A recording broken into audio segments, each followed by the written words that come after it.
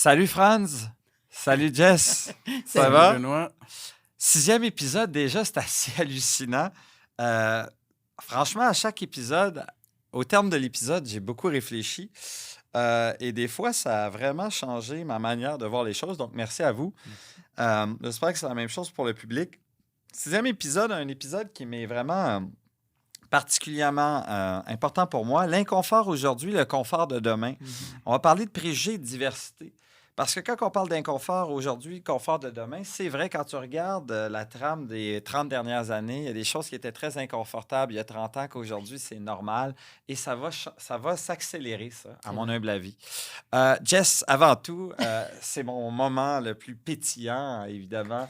C'est capable à chaque fois de nous faire des parallèles élégants avec notre sujet à l'aide du vin, parce qu'il ne faut pas oublier que c'est un prétexte et qu'on aime bien le vin.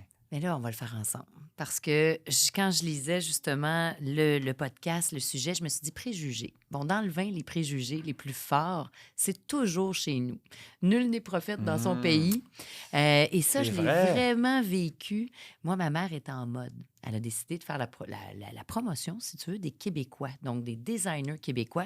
Et j'ai toujours eu ça à cœur. J'ai pas eu la chance encore de pouvoir acheter ne serait-ce que des raisins au Québec. Il n'y en a pas assez. Mais quand vient le temps de parler de vin du Québec, il y a beaucoup de préjugés. Pourquoi? Parce que c'est jeune. Ça fait 40 ans qu'on fait du vin. Et là, j'ai cherché une bouteille que je connais pas, OK. que j'ai dénichée à la boîte à vin. À la Point boîte com. à Ça vin. s'appelle la boîte à vin. Donc, c'est même pas à la SAQ. Tu peux le trouver au domaine ou à la boîte à vin. C'est un vin d'Actonville.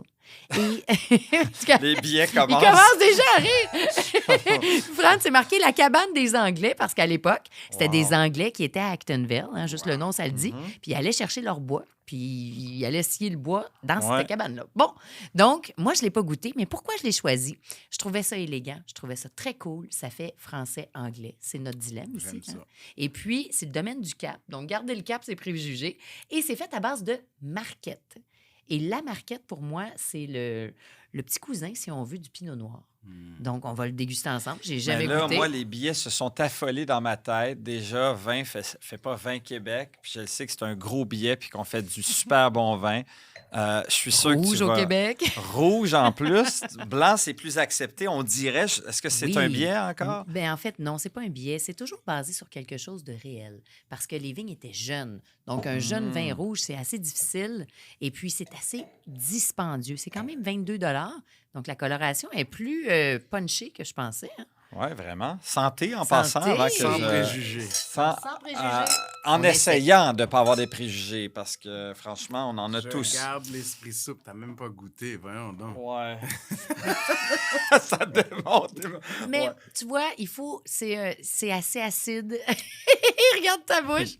Alors, C'est acide. permettez-moi de faire une mise en bouche. Peut-être ça va avoir C'est le temps justement. de ventiler. C'est Préjugés et jeune. diversité, est-ce qu'on doit combattre tous les biais inconscients qu'on a? C'est une grande question. On avait un débat avec Franz là-dessus. On s'est dit, on va le garder pour l'émission. J'ai beaucoup aimé ta philosophie. On y reviendra. Alors, je vous présente très rapidement.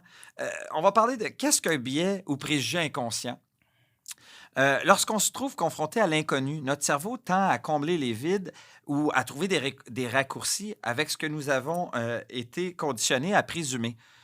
D'aucuns considèrent qu'il s'agit d'un mécanisme de survie. Les biais inconscients se manifestent, pardonnez-moi, lorsque de telles suppositions sont influencées par les inégalités sociales inhérentes au monde dans lequel nous vivons, nous poussant de faire à perpétuité ces inégalités au travers de nos décisions et de nos comportements. Première phase, on va parler de nos préjugés inconscients. Est-ce qu'on en a tous? Et on va parler aussi de la diversité dans toutes ses saveurs et ses splendeurs. Qu'est-ce que ça veut vraiment dire? D'ailleurs, je vous le dis d'entrée de jeu, que vous soyez d'accord ou pas avec moi, on a tous des biais inconscients. Ben oui. Et c'est le fruit de nos expériences. Et c'est là l'importance de dire à nos jeunes et à nos moins jeunes de vivre le nombre incalculable d'expériences au plus possible. Parce que plus qu'on multiplie nos expériences, plus qu'on est capable de briser un peu, soit-il, tous ces biais-là. D'entrée de jeu, Franz, dis-moi donc, quand je te parle de biais inconscients, tu penses à quoi? Ouf. Je pense à l'expérience positive ou négative. Ouais. Je pense à l'art et la culture. Mhm. Je pense à mode par défaut. Mhm.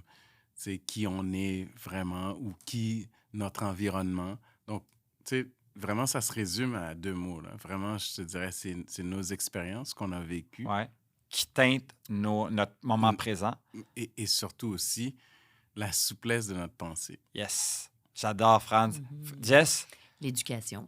Yeah. Donc, je pense qu'il y a beaucoup de biais inconscients qui viennent de l'éducation. Souvent, on est comme une éponge, hein, des gens qui nous entourent. Ça commence par nos parents, puis après ça, des gens Ouais. qui sont là, qu'on ait choisi ou pas.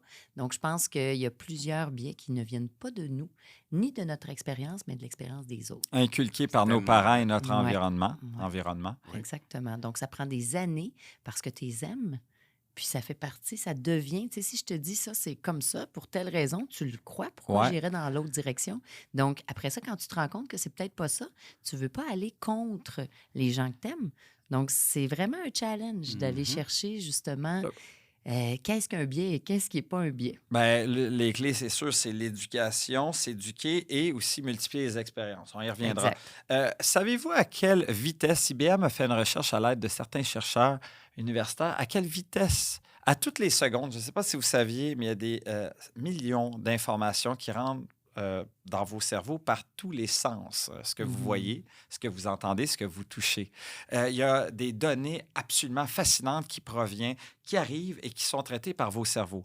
Le conscient et l'inconscient. Cerveau inconscient et cerveau conscient. Préjugé inconscient veut dire qu'on ne le sait même pas en temps réel qu'on prend cette décision en raison de ce préjugé-là. Quelle est la vitesse de votre inconscient versus votre conscient?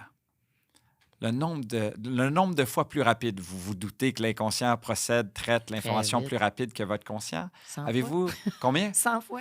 Si seulement on aurait si peu de billets. Qui dit mieux? 100 000 fois. 100 000, c'est ça?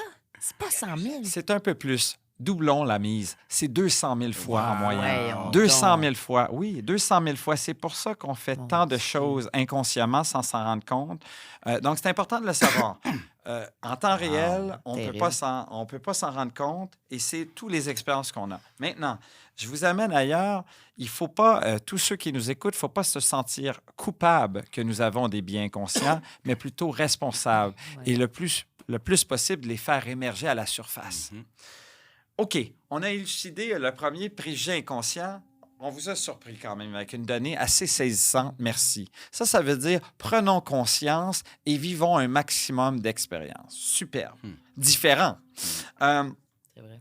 Ça m'amène à vous poser une deuxième question, Franz. Bon, on va faire l'inverse. Jess, je te parle de diversité, tu penses à quoi? Wouhou! Pour moi, la diversité, c'est le plaisir. Moi, j'aime tout ce qui est différent. Donc, je serais tellement triste d'avoir juste quelque chose d'uni, de monogame, dans le Qui sens pense de comme une... toi. Ouais, je serais pas capable. Ce que j'aime, c'est tout ce qui est complètement coloré. Les 50 Shades of Grey, c'est dans tout. Hein? Il n'y a rien de blanc et noir. Ça, c'est les deux pôles. Mais après ça, dans n'importe quoi, tu as toujours... c'est multidimensionnel. Donc, pour moi, la diversité, c'est les choix. Puis c'est ça qui est beau parce que tu peux pas rester toujours dans juste une seule direction. Intéressant. Faire du rebond sur ce que Jess a dit. Franz, diversité, pour toi? Écoute, tu sais, je vais dire l'évident, là, tu sais, diversité, c'est souvent associé à la culture. C'est ce qu'on pense. Oui, C'est vrai. soit l'origine, la couleur de la Parce que peau, c'est et ce qu'on ainsi de voit. suite. Absolument, c'est ce qui est le plus évident, ce qui est plus publicisé, mais la réalité, diversité, pour moi, inclut aussi la diversité de pensée, Mhm. diversité d'opinion, Génération.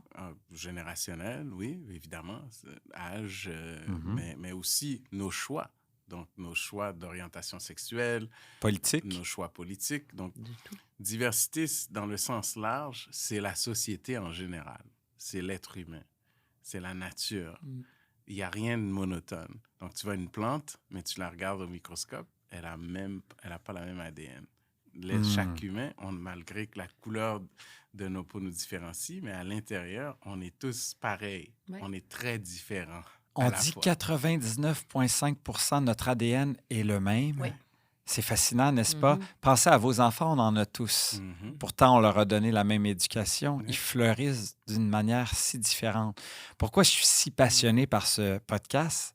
C'est parce que on a été capable de se retrouver alors qu'on a des pensées complètement différentes, culturellement, genre, génération. Style de vie. Oui, et c'est fascinant, vraiment fascinant. Bref, je voulais juste élargir d'entrée de jeu un thème si passionnant pour moi.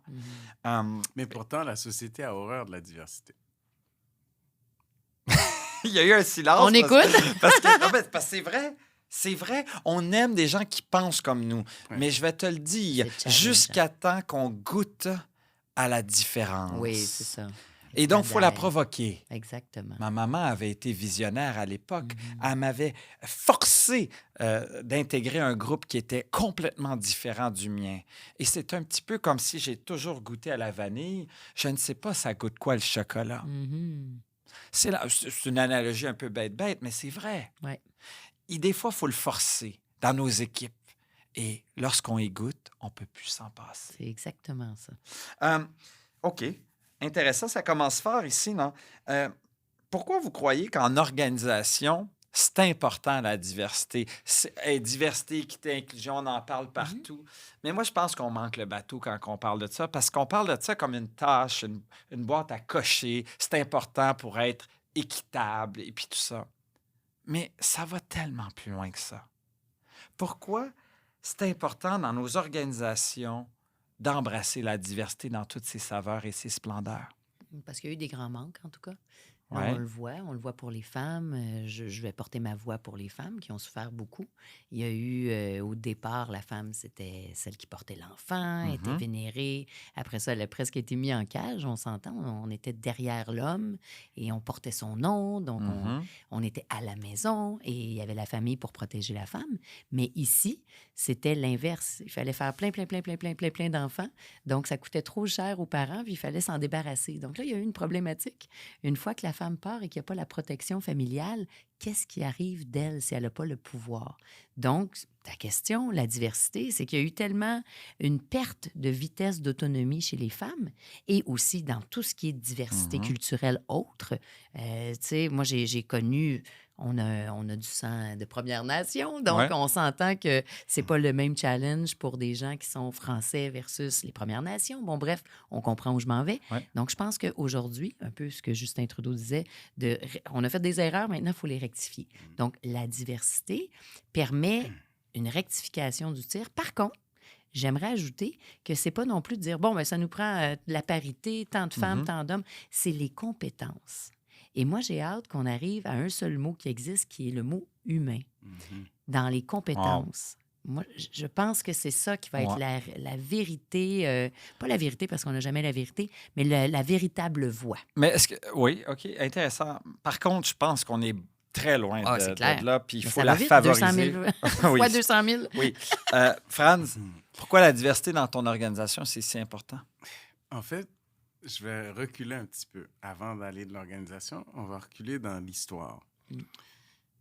Les grandes évolutions sociétales se sont matérialisées comment? Si on regarde les périodes industrielles, on avait, par exemple, l'Empire ottoman. Oui. OK? Ils étaient forts chez eux. Qu'est-ce qu'ils ont fait? Ils ont été conquérir ailleurs. Ils ont imposé leur culture à d'autres. L'Empire romain, qui est devenu catholique et ainsi de suite. Qu'est-ce qu'on a fait? On est allé partout dans le monde. Ouais. On a imposé la Puis là, ça continue. C'est un cycle catholique. continu. Ouais. Là. Là, on a eu après ça l'Empire Dutch. C'était qui ont créé le premier stock market ou le premier marché qui avait les meilleures flottes de bateaux au monde parce que c'était les autres qui allaient conquérir et imposer leur guilde Dutch. Right? Et après ça, c'est les Anglais, les Portugais, puis Français. Aujourd'hui, on est rendu avec les Américains. Pourquoi est-ce que je dis ça? C'est qu'il est de tradition que les valeurs évoluent dans le temps. Et à chaque période, il y a des courants de pensée, il y a des façons de faire qui sont dominés par une façon de voir le monde, par une culture de référence. De référence. de dominance, disons. Mais qui commence à... Les Américains, je ne sais pas à quel point ils sont aussi influents qu'il y a quelques années quand même. La Chine est très Ouais, dominante. C'est un débat. Oui, on n'ira pas là. Mais tout ça pour dire que les sociétés qui ont évolué n'ont pas été extinctes. Ceux qui ont su s'adapter au changement. L'Empire ottoman, mort. Mhm. Hein? Ils étaient tellement forts, ils sont plus là. Ils sont inexistants. Tu veux m'amener où là-dessus? Mais ce que je veux te dire, c'est qu'il est de tradition que les gens forts s'adaptent au nouveau courant. Il est de tradition que les sociétés fortes s'adaptent au courant. Et les organisations sont aussi pareilles. Si tu ne t'adaptes pas à la réalité dans laquelle que l'on vit actuellement, quelques générations, tu vas disparaître. Donc, l'adaptation fait partie de l'évolution humaine. Et pour s'adapter, il faut être ouvert à autre chose. Il faut avoir l'esprit souple. Il faut être ouvert à la diversité. Parce que la mauvaise herbe qui pousse, que tu penses que c'est la mauvaise herbe, pourrait être La pépite d'or. la pépite C'est d'or. exactement ça. Donc, c'est ce qui arrive. Ce qui nous anime en tant qu'individu, c'est qu'on se cherche des références, on se cherche des points de repère. Puis c'est facile, en tant qu'organisation, L'attachement à de un se groupe. renforcer sur soi-même, puis de dire, ben, on a une compagnie de Québec, puis on va focusser sur nous au Québec, mais le monde est maintenant ouvert. Vraiment. Il faut être flexible. C'est Ouais. pas le plus fort ni Ouais. le plus intelligent. Faut être Disait Darwin, flexible. c'est le plus flexible. Ouais. Et celui qui est le plus ouvert à repenser aussi. Intéressant d'ailleurs, beaucoup de recherches ont démontré de manière unanime que plus qu'on est capable de mettre dans un groupe des personnes avec des perspectives différentes, Plus on est plus innovant. qu'il y a une chance d'innover et de favoriser de l'innovation de pointe. Encore faut-il avoir de l'ouverture pour ces perspectives différentes, amener des nuances et dans l'ouverture co-construire. Ouais. Mais On ça sait- se fait, ça. Oui, mais il faut quand même le provoquer. Il faut qu'il y ait des leaders inspirants. Tu sais quand est-ce que ça se fait? Vas-y. Quand on est en mode relax. OK? Quand toi ou ton voisin ou ta voisine s'en vont en vacances, ils reviennent du Mexique, qu'est-ce qu'ils reviennent? Avec une nouvelle appréciation de la culture mexicaine, des Aztèques, des C'est Mayas, vrai. puis ainsi de suite. Right? Puis tout d'un coup, ils sont latins. Ils Ouais. dansent là. J'aime ça Tu sais? Right? Non? Non, mais c'est vrai, on est revenu de Guadeloupe dernièrement, puis effectivement, ouais. on a ramené cette culture. Ben, bien sûr, bien sûr. Alors, donc, ce que je dis, c'est qu'il faut créer un environnement où est-ce que c'est normal d'être différent. Et c'est là qu'on développe l'innovation. Franz, tu soulèves tellement un bon point. D'ailleurs, je ne sais pas si vous saviez, une super recherche qui a démontré que plus de 95% de nos billets sont éradiqués complètement. Retenez-vous bien, 95%, c'est rare qu'on voit une corrélation aussi forte. Quand que nous avons suffisamment longtemps une interaction avec un membre d'une autre diversité, de peu importe le genre. Donc, quand tu reviens du Mexique et que tu avais plein de billets envers le Mexique et tu t'en retournes, tu t'en vas au Mexique, tu reviens avec une expérience vraiment différente de ce que c'est le Complètement. Mexique. C'est pas juste les fajitas ou je ne sais trop quoi, là. Non, c'est les fajitas. C'est les- Non, mais vous me suivez ce que je veux dire? Tequila. Non, mais le point très fort ici Oui, que oui. vous nous avez amené, c'est de favoriser l'échange avec des perspectives différentes parce que non seulement on innove, mais ça nous permet d'éradiquer nos biais inconscients. Bien sûr. Mais je pense qu'il y a quelque chose je trouve qu'on se ment beaucoup. Les biais sont souvent basés sur des faits du passé. Je vais prendre le vin rouge là, qu'on est en train Ouais. de boire parce que moi, je suis une fille très honnête. J'adore la marquette. Il y a toujours du positif. Hein? Nous autres, on est le verre à moitié plein. Ouais. Je regarde ton visage ne ment pas. Mm. Il est trop acide pour ta bouche. OK? Et ça s'explique parce que c'est des jeunes vignes.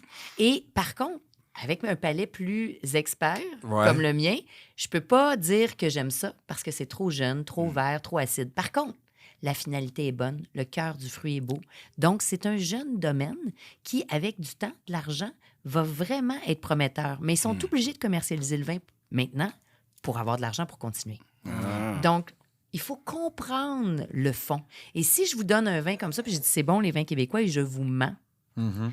vous allez dire c'est vraiment pas bon. Mm. Vous allez rencontrer le producteur, vous allez tomber en amour. Là, vous allez vous mentir. Vous allez dire il est bon le vin. Tu m'amènes un tellement bon point C'est ça nuancé. le biais. Fait que je pense qu'il y a toujours un fond. Mais ça, c'est ce qu'on appelle un stéréotype. C'est-à-dire, C'est un ça. stéréotype est une information qui a une certaine validité, mais qu'il faut nuancer. Exact. Vous voyez ce que je veux dire? C'est ça. Excusez-moi, C'est important. je vais très souvent en Afrique, sur le continent africain, et c'est vrai que la plupart des gens, quand on me donne rendez-vous, ils arrivent un certain peu en retard. Le temps est juste plus flexible. Mais c'est pas vrai que tout... Et j'ai eu ce billet avec avec Franz, parce que des fois, j'étais nerveux au départ, quand je le connaissais peu. Hey, tu vas être là à telle heure. Il trouvait ça un peu... Qu'est-ce que tu veux, je vais être Mais parce que j'ai l'habitude, avec Ben oui, les Haïtiens compenser. d'origine, que souvent, ils vont arriver en retard. Non, le stéréotype, il y a une donnée. Ben oui, certainement. Il y a une donnée qui, en quelque sorte, est d'une certaine manière véridique. Vous voyez, je joue avec... Parce Oui, mais c'est que vrai. c'est pas aussi vrai que ça, quand même. Mhm. Qu'est-ce que tu en penses, toi, de tout ça? Puis d'ailleurs, avec tout ce métissage culturel qui est en accélération, où c'est qu'on s'en va avec ça? Puis comment naviguer là-dedans? Ben, en fait, j'ai le goût de dire que essentiellement, on est dans une ère où est-ce que ça ne va que s'accélérer et pour le mieux. Et pour moi, quand on parlait de diversité, ça avait souvent tendance à penser, on dit diversité dans la culture puis d'origine.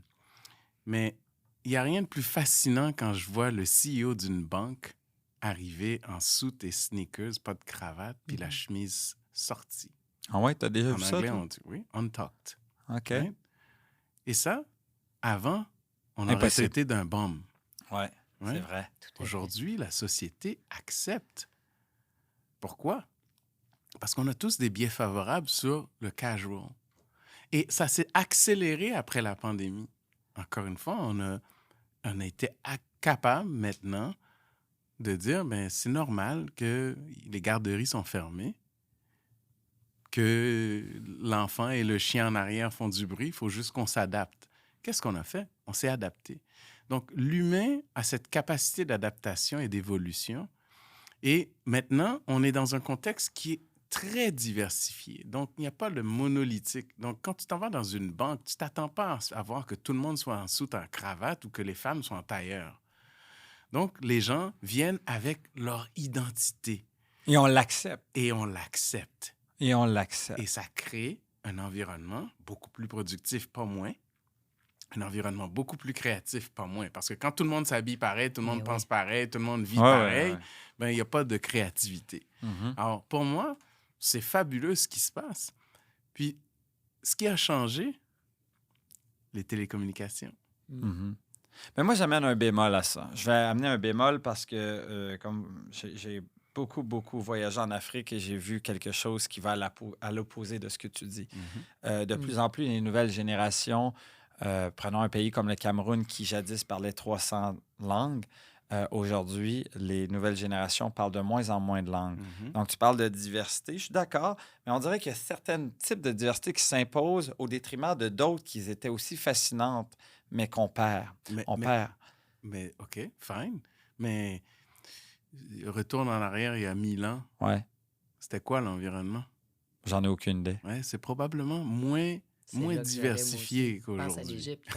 Ouais. C'est pas mal plus évolué aussi. Ouais. Alors, tu sais, oui, il y a des choses qu'on perd, mais on gagne tellement Ouais. qu'on le prend pour acquis. OK. Jess, je vais avoir ton avis parce que moi, ma perspective est un peu plus nuancée dans le sens que est-ce que c'est vraiment plus rayonnant maintenant ou c'est juste qu'il y a plusieurs pôles de diversité qui s'imposent et la Corée, on en parlait, une culture très forte et beaucoup de gens s'attachent à cette culture, la culture américaine, certains types de cultures, mais de moins en moins de fibres culturelles spécifiques. Je vous la pose parce que moi, j'ai une perspective un peu plus nuancée. Tu es tellement humain, puis c'est ce que j'aime de toi. Puis moi, je suis très direct. Moi, je pense qu'on nous décrit comme étant... Merci. Vous me l'avez jamais fait, hein? Je savais que tu allais là. on va te le faire. Mais le point, c'est que j'entends quand tu parles, tu sais, du Cameroun. Mais la vie, c'est un 8. Ouais. C'est un infini. continuum. C'est un continuum, sans cesse. Donc, et on est très petit. On nous laisse croire que l'humain est très grand, puis je ne veux pas péter la balloune de personne, parce qu'on est grand. Tout le Ouais. monde est grand et petit à la fois. Mon point n'est pas là. J'ai pas eu le message en passant. T'as pas eu le message, hein? Ce que je veux dire par là, c'est qu'on a juste une échelle, si vous lisez Sapiens, que j'adore comme livre. Tu sais, on vit, avant, c'était jusqu'à 65, 75, 85 ans, maintenant jusqu'à 100. Et dans le deuxième tome, Homo Deus, peut-être jusqu'à 150 ans. Et là, ça commence à faire. Mais ça reste que c'est très peu sur une échelle de la vie. Donc, pour nous, le 100 ans de vie qu'on peut avoir, exemple, de savoir, parce que le pouvoir, c'est le savoir. Tu sais, pour toi, dans ta connaissance, tu trouves ça terrible parce que tu as connu X, Y, Z qui a changé. Ouais. Mais ce que Franz disait, c'est qu'on oublie. On a la faculté d'oublier et de perdre ce savoir-là et de recommencer et d'aller à l'échelle grand V.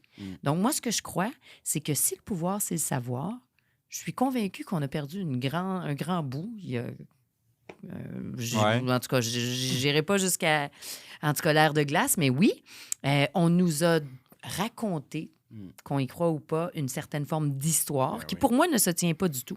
Tu sais, j'ai 70 pays à mon actif. On Je nous a pas lis... raconté une histoire, on nous a raconté une perspective. Exactement. Donc, pour aller abonder dans ton sens, est-ce qu'on perd ou on gagne? C'est un continuum. Donc, OK. on perd, on gagne, on perd, on gagne, on perd, on gagne. Et J'aime- dépendamment de où tu te trouves, l'observateur, à ce moment-ci, dans ce continuum, ça peut être plus ou moins.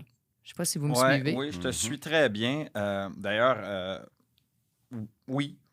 Mais les choses tendent de s'accélérer et avec l'évolution, comment, peut-être, je vous pose une question et j'y réfléchis hautement.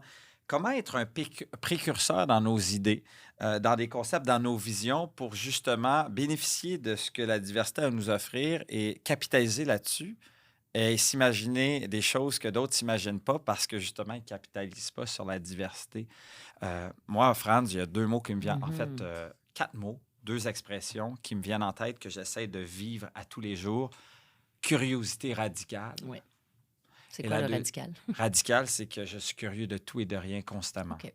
Un petit peu comme mes enfants. Et la deuxième expression qui me vient en tête quand je vous parle de ça, c'est normaliser l'inconfort. Mhm. 2 choses qui, pour moi, sont absolument essentielles pour capitaliser sur des nouveautés que peu de gens s'y intéressent. Mais vous êtes 2 chefs d'organisation, vous êtes très innovants l'un et l'autre. Comment capitaliser sur la diversité et être un précurseur dans des idées conçues ensemble? On sait que la collaboration arrive quand on ne sait plus d'où vient l'idée. C'est intéressant. C'est beaucoup plus simple que l'on le pense. Tu sais, quand on parle de biais, je vais revenir à la base. Ouais. Communication. Mhm. OK? C'est quand tu crées un environnement où est-ce que c'est facile de communiquer, d'échanger, c'est beaucoup plus facile à ce moment-là d'éliminer les biais. Parce que souvent, il y a des incompréhensions qu'on associe à la culture qui sont tout simplement des barrières de langue, de communication. Mhm. Donc, quand quelqu'un ne parle pas la même langue que nous, n'a pas la même langue maternelle que nous, on a souvent tendance à l'infantiser. Je te prends un exemple. Toi, tu t'en vas au Mexique, tu parles pas espagnol. Mm. Comment Parle tu te espagnol. sens? Comment tu te sens? Ouais? Ouais. Mettons, tu t'en vas en Ouais, Chine. ouais, OK? ouais. Oublie Mandarin. Mexique. Mais je parle le mandarin. Ok. Non, c'est pas Là, j'étais là, c'est pas vrai. wow. Non, c'est pas vrai. Mais J'aurais oui. trouvé un autre Ah pays. oui, Non, mais Google t'as raison. Translate. Non, t'as raison. T'as tout à Ouais. fait. Tu te sens sans moyen. Ouais, mais les autres te voient comme un bébé. Ouais. Il faut qu'ils te parlent. Puis faut t'accompagne. T'as tout à fait raison. Donc, et souvent, ce que ça fait, c'est qu'il y en a qui vont dire, j'ai pas le temps pour ça. Mhm. OK? Donc, quand tu crées un environnement où est-ce que c'est facile maintenant de prendre des gens, on enlève la barrière de langue, c'est intéressant, on voit presque plus la diversité. Et au fil du temps, on voit plus les couleurs. On sait, autour de la table, vous le savez que je suis noir, mais vous me voyez pas comme un noir. Zéro. Parce Ouais. que Mhm. au fil du temps, on a appris à se connaître, à communiquer, à échanger. Puis plusieurs de nos préjugés tombent. Tombe. Carrément. D'ailleurs, juste avant que tu continues, excuse-moi, là, mais ça me fait penser, quand un jeune enfant est éduqué avec deux parents asiatiques, puis c'est un asiatique, ou quand un enfant est éduqué avec deux parents noirs, versus quand un enfant est éduqué avec un parent noir et un parent blanc, par exemple, l'enfant qui est éduqué avec deux parents différents, tu lui demandes s'il va à la couleur, il n'est pas capable. Alors que l'autre qui a vraiment des billets très, très forts. Donc, ça part de très, très... Absolument. Donc, Très loin. ce que je comprends de ton exemple, c'est que le plus tôt, le mieux c'est. Exact. Donc, créer des environnements favorables, justement, aux collisions, au choc des cultures. Favoriser. Et si, en tant que parent, on peut le faire comme ma si belle maman le fait, parce que ça m'a ouvert un univers fantastique très tôt. Voilà. Très intéressant. On est sur le point... moi, c'est une émission, on aurait dû avoir une partie 2 de planifier. Jess, comment tu es précurseur, toi? Tu as des idées toujours folles qui fonctionnent. Moi, j'adore la diversité. Pour moi, c'est la richesse, la culture. Ce que Franz vient de dire. Moi, je vois même pas la Mais je te sens couleur. toujours sans jugement. Moi, j'ai beaucoup de jugement de valeur. J'ai une opinion et c'est la mienne. Tu as des convictions Oui, étayées de valeurs profondes. j'ai tout à fait le droit d'avoir mon opinion, de ne pas me fondre dans les couleurs des autres d'opinion, mais par contre, d'avoir beaucoup d'écoute. Et puis après ça, c'est pour ça que j'adore ce podcast-là, qui est mon grand cadeau cette année. J'espère que c'est le vôtre aussi, parce que ça me permet de mieux comprendre, de creuser, d'approfondir. Il se passe une magie quand tu as 3 facettes sur un même sujet. Donc, pour moi, la diversité, c'est du bonbon parce que, ne serait-ce que pour les vins, moi, j'ai regardé comment ça fonctionnait. Exemple, si je m'achète un terrain, puis je suis prise avec mes raisins, puis je suis obligée de les vendre après année, sinon, année après année, je deviens esclave de mon travail. Moi, je suis négociante. J'achète des raisins partout dans le monde, où je veux, quand je veux. Donc, si c'est pas bon cette année, je les achèterai pas de toi. Je vais prendre le Franz. Donc, ça me donne une diversité, une panoplie d'options. De choix. On parlait de ça la qui sont dernière. formidables. Ça me permet d'avoir le meilleur prix, la meilleure qualité. Ouais. Mais de rester loyal envers les producteurs. Mais ça donne plus de choix Vraiment. possibles. Tout à fait. La diversité, c'est ça aussi. C'est justement, mais c'est de comprendre. Puis, quand j'étais arrivée au Québec, puis, pour l'alimentation, nous, on le fait en vrac, j'étais contente parce que je pouvais contrôler la qualité. Quand ça arrive ici, c'est fait dans le pays, exemple, en Italie. Quand ça arrive, c'est 2500 caisses de 12 qui goûtent tous pareil. Moi, quand j'achetais les grands vins, c'est seulement 2 bouteilles sur le lot. On s'entend que c'est pas tous des cuves pareilles que je goûte. Fait que je sais pas si vous réalisez à quel point, parfois, on a un préjugé ou une idée, mais il faut voir, en anglais, « think out of the box » est très important. Donc, moi, j'applique ça et je trouve que de goûter à tout, tu parlais de curiosité et d'inconfort. La curiosité, c'est d'essayer. Tu l'aimes pas, tu vas pas mourir, c'est pas grave. Si ta vie est pas en danger, go. Puis là, ils vont dire « Ah non, mais c'est 22 $, j'étais à l'eau. » Absolument pas. C'est 22 $ bien investis pour prendre une décision. Et après ça, moi, ce que je trouve intéressant de l'inconfort, et je termine là-dessus, c'est le langage des oiseaux. C'est un vrai terme qui existe et que j'ai appris. C'est parce que j'ai pas eu le choix. Moi, je pouvais pas me permettre de parler toutes les langues. Mais je voyageais dans plusieurs pays et rapidement. Quand j'ai fait un tour du monde, là, en une année, 25 pays, j'avais d'affaires à comprendre ce qu'on appelle, et c'est un vrai terme, vous irez voir sur Google, le langage des oiseaux. C'est utilisé par les alchimistes. On est des humains. Je te sens, je t'entends, je regarde tes yeux. On se regarde très peu. On analyse ce qu'on voit au lieu de regarder l'âme d'une personne. Le ressenti. On a tous notre intuition. Et ça, c'est très rare qu'on entend ça. T'sais? Donc, moi, je pense que l'humain est très capable de communiquer sans les mots. Ben oui, absolument. Et c'est ça l'inconfort qu'on vit en ce moment. C'est qu'on est toujours enclin à avoir des faits, des mots, au lieu d'y aller avec aussi ton feeling. Ton ressenti. Exactement. Et ça, c'est très important de ne pas le perdre. Oui, puis le ressenti, c'est tes émotions qui te parlent. C'est juste pas le langage associé Et à tes c'est comme émotions. ça que je fais de la business. J'adore. Écoutez, ça termine cette émission passionnante sur la diversité.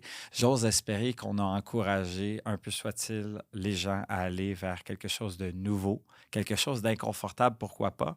Et on sait que les organisations les plus issues de la diversité, c'est des organisations qui l'encouragent et qui le font vivre par tous les parties prenantes. C'est pas un règlement. c'est qu'on le vit et qu'on le diffuse. Et ça commence par les leaders de l'organisation qui le diffusent à leurs équipes.